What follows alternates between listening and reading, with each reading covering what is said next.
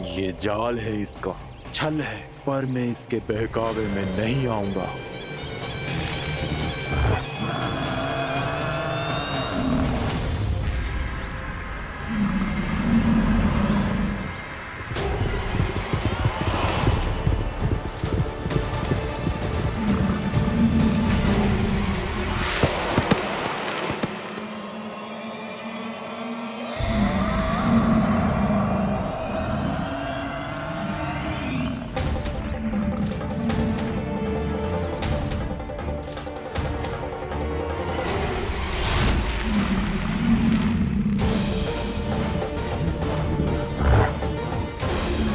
कब तक बच पाएगा तू?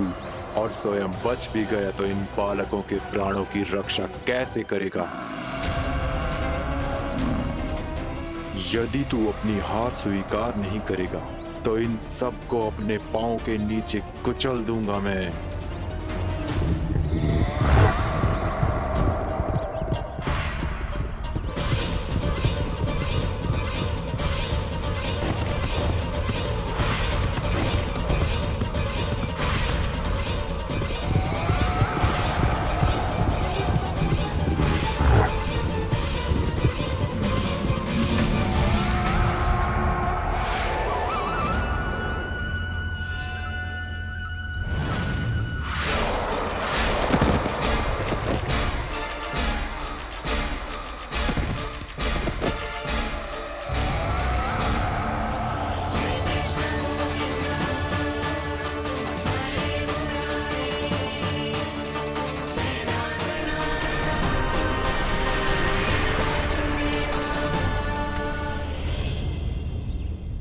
उलझन में क्यों प्रमिला?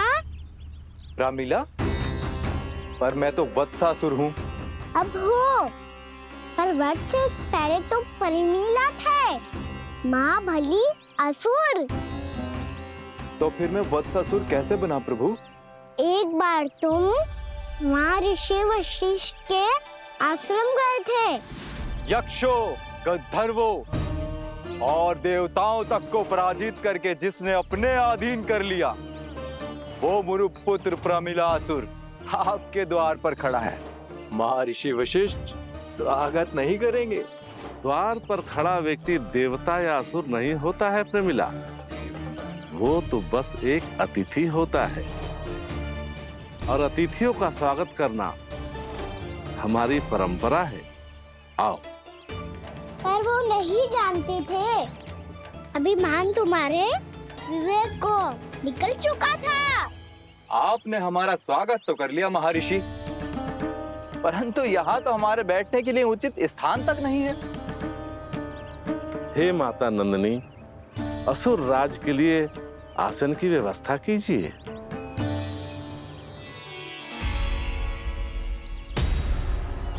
विराजिए असुर राज।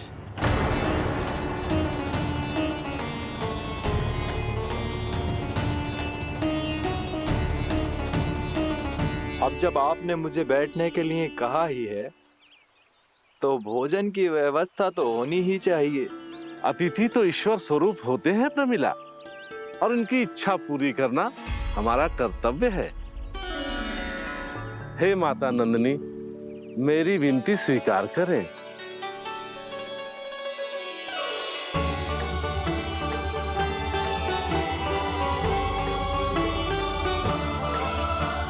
आरंभ करो प्रमिला।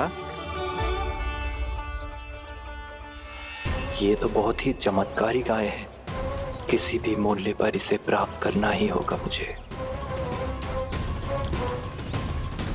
फिर तुमने ऋषि वशिष्ठ से नंदिनी को पाने की योजना बनाई, और कुछ ही दिन के बाद ब्राह्मण का रूप लेकर उनके आश्रम पहुंच गए। कहिए ब्राह्मण देव, मैं आपकी क्या सेवा कर सकता हूँ? महर्षि वशिष्ठ के आश्रम आया हूँ।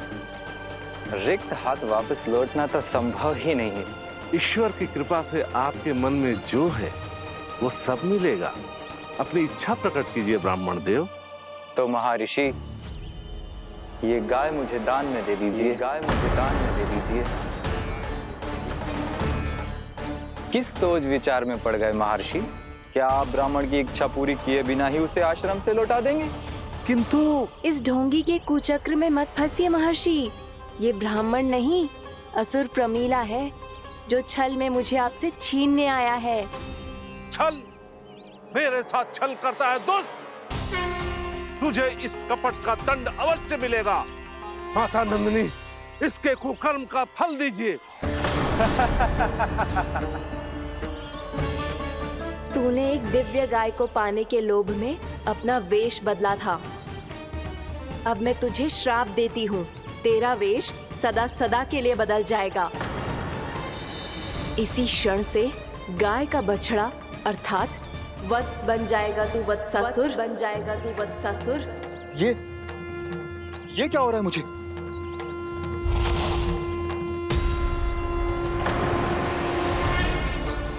मेरा स्वरूप? हाँ। मुझे क्षमा करें मां नंदिनी, अपना श्राप वापस ले लीजिए। महर्षि मेरी रक्षा करें। मां नंदिनी मुझे क्षमा कर दीजिए। भूल हो जाने के बाद उसे सुधारने का एक अवसर तो सभी को मिलना चाहिए माँ। इसे क्षमा कर दीजिए माँ, इसे अपनी भूल का पश्चाताप है। आपसे अधिक और कौन जानता है महर्षि, दिया हुआ श्राप वापस नहीं लिया जा सकता। पर मैं तुम्हें वरदान देती हूँ, तुम्हें वत्सासुर के रूप में केवल द्वापर युग तक रहना होगा। उसके बाद स्वयं प्रभु श्री विष्णु के अवतार तुम्हें मुक्ति प्रदान करेंगे।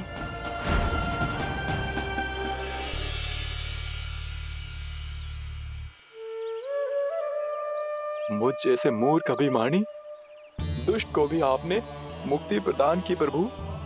जब भी किसी को अपनी भूल का आभास होता है, वो उसी क्षण क्षमा पाने की योग्य बन जाता है। और जिसने वर्षों तक पश्चाताप भी किया हो, उसके लिए तो मुक्ति का मार्ग भी सहज खुल जाता है।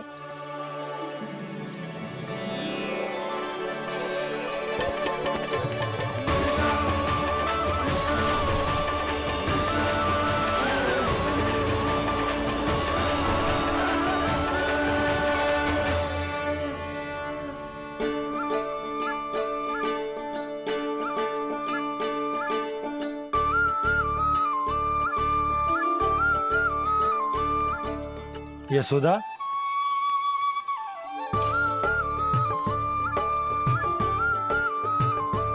यशोदा, कुम्हार के यहाँ से दीपक ले आया हूं। हर बार की भांति इस बार भी पूरा गांव दीपों से जगमगा उठे हो। वृंदावन में जे हमारी पहली दीपावली है और जे हम बड़ी धूमधाम से मनाएंगे। रानी भाभी, तोरण के रूप में जे टांग दो दौर पे। हाँ, टांग दी। अरे ठहरो, बंसी, जे तोरण थोड़ी ना है। तोरण तो आम के पत्तों और गेंदे के फूल का बनता है। किसने कही तुझे ऐसे टांगने के लिए? तोरण क्यों टांगते हैं पता है? हे नारायण, तोरण इसलिए टांगते हैं ताकि बुराई और नकारात्मकता को हम द्वार के बाहर ही रोक दें और भीतर उन शक्तियों को आमंत्रित करें जो ऊर्जा, उत्साह और दिव्यता से भरी हो, जैसे मैया लक्ष्मी। रानी भाभी, ये बात समझ में ना आई कि तोरण में केवल आम के पत्तों और गेंदे के फूलों को ही क्यों लगाया जाता है? वो इसलिए बंसी, क्योंकि आम के पत्ते घर के भीतर की दूषित वायु को खींचकर बाहर निकाल देते हैं और किसी भी प्रकार की नकारात्मक ऊर्जा को उसका हरा रंग घर के भीतर प्रवेश ना करने देते और आंखों को शांति और सुखद अनुभव कराता है, वो बात अलग। इसी प्रकार से गेंदे के फूल भी किसी भी प्रकार की नकारात्मक ऊर्जा को घर के भीतर प्रवेश ना करने देते और उनकी गंध से कीड़े मकोड़े भी घर से दूर ही रहते हैं। समझ में आई बात? जी समझ गए हो। हाँ, तो समझ गए हो तो जा ना, शीघ्र आम के पत्ते लेके आ जा। जी। यशोदा, अपने कान्हा के गौचारण से लौटने की प्रतीक्षा में तुम जितनी व्याकुल हो ना, उतना व्याकुल तो अयोध्यावासी भी ना थे भगवान श्री राम के वनवास से लौटने पर। हर मैया के लिए उसका लल्ला श्री राम ही होता है। अच्छा एक बात बताओ, तुम अपने श्री राम, मेरा अर्थ है कि तुम्हारे लल्ला की प्रतीक्षा ऐसे ही भूखे प्यासे खड़े रहकर इस द्वार पर करने वाली हो क्या? भोजन की स्मृति सता रही है आपको? अपने लल्ला की कोई चिंता ना है। सारे बालक वन में अकेले हैं, अब तो बंसी भी यहाँ आ गए हैं। नारायण ही रक्षा करे उन सबकी, कहीं कोई अनहोनी ना हो जाए। इतने घने वन में कहीं कोई पशु या कोई राक्षस आ गो तो?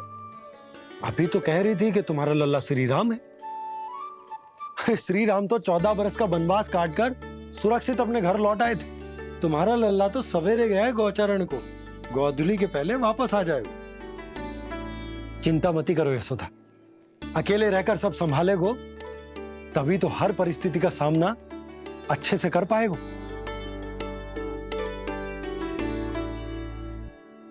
कान्हा,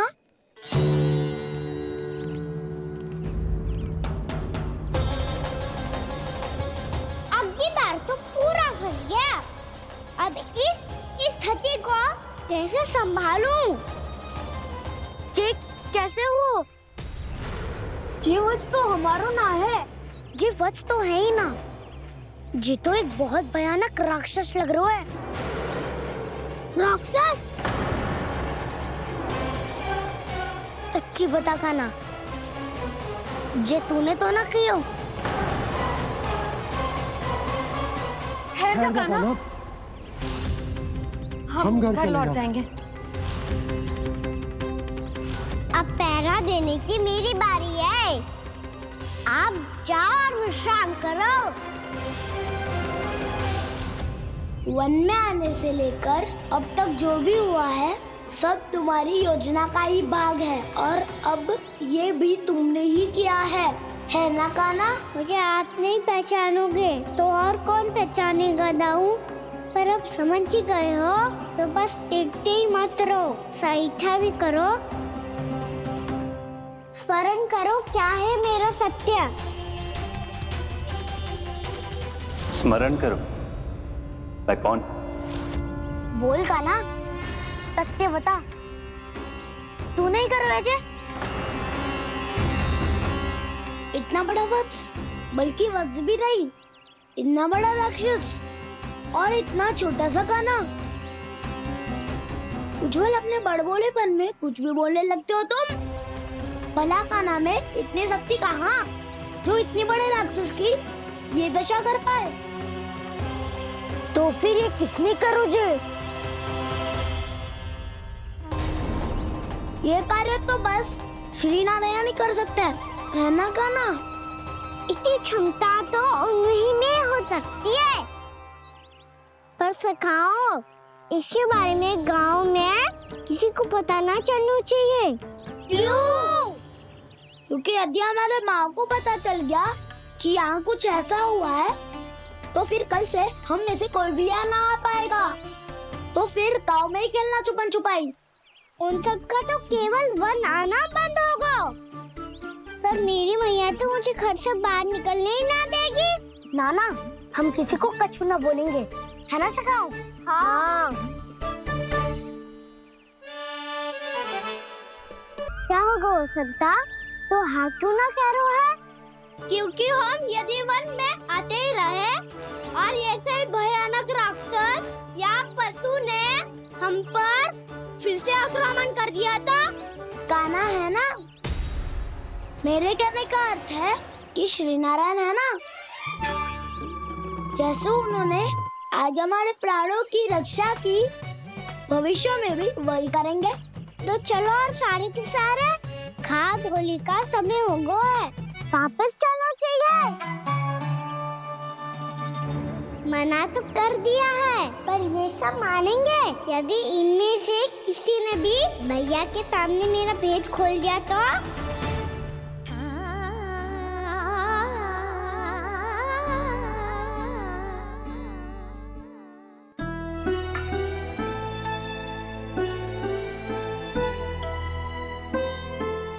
यशोदा आओ, कछु खा लो। मैं अब और प्रतीक्षा ना कर सकती, मैं जा रही हूँ। भूखी जाओगी? हाँ। और जब कान्हा पूछेगो कि मैया आपने भोजन कियो कि ना, तो क्या कहोगी? जब उसे पता चलेगा कि उसकी प्यारी मैया उसके बिना भोजन ही ना करती, तो वो स्वयं भी भोजन ना करेगा, पूरे दिन भूखा रहेगा। यही चाहती हो तुम? कान्हा के लिए भोजन कर लो, फिर मैं स्वयं लेकर चलूंगा तुम्हें कान्हा के पास।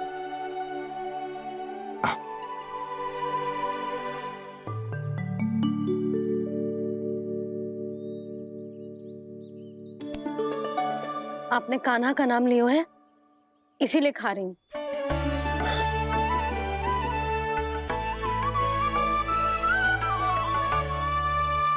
तो जय कृष्ण के नाम को। जय बात। और जय वाला यशोदा, नीलमणि के नाम का। अरे नीलमणि के नाम का मान ना रखोगी तो उसे लगेगा कि ये कृष्ण कान्हा जैसे नए नाम आ जाने से उसका पुराना नाम फीका पड़ गो। स्मरण है ना तुम्हें कि कान्हा के नामकरण से पहले नीलमणि नाम ने हमारा कितना साथ दिया? तो जे तो खाना पड़ेगा। हाँ। बस। और जे अपने नटखट मुरलीधर कान्हा के लिए।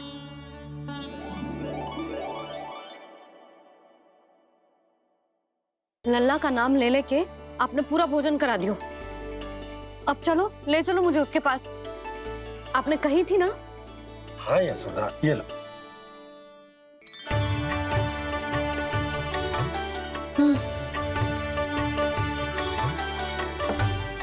चलो। हमने तो वापस न लौटने का वचन दिया था अपने लल्ला को। मैं तो मैया हूँ, ममता में आके अपना वचन भूल जाती हूँ, पर गोपराज तो अपने वचन के पक्के हैं। जे इतनी शीघ्र कैसे तैयार हो गए?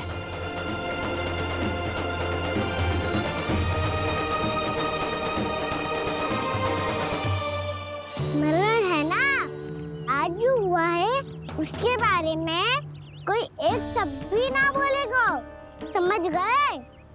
हम तो समझ गए कान्हा, और हम बताएंगे भी ना। पर इसकी मृत्यु देखकर क्या करें? यदि किसी गांव वाले ने देख लिया तो हमें तो बताने की आवश्यकता ही ना पड़ेगा। चिंता मत करो, श्री नारायण सब संभाल लेंगे। ये जहाँ से आया है वही पहुँचा देंगे इसे। वाह दाऊ, क्या सुझाव दिया है आपने?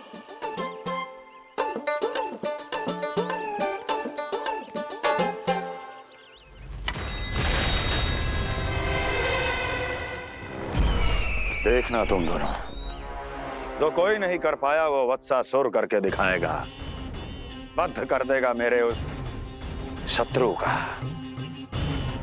विष्णु अवतार।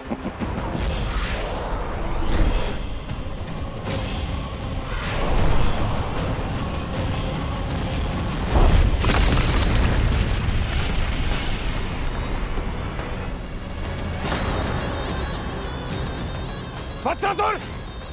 वत्सासुर! कैसे मारा उस विष्णु अवतार ने गौवंश को?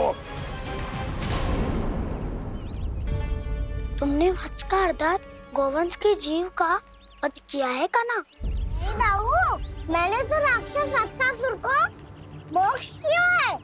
अपने कर्मों को घुमा फिरा के सही सिद्ध मत करो कान्हा। मेरी बात सुनो, मैं दाऊ हूँ तुम्हारा।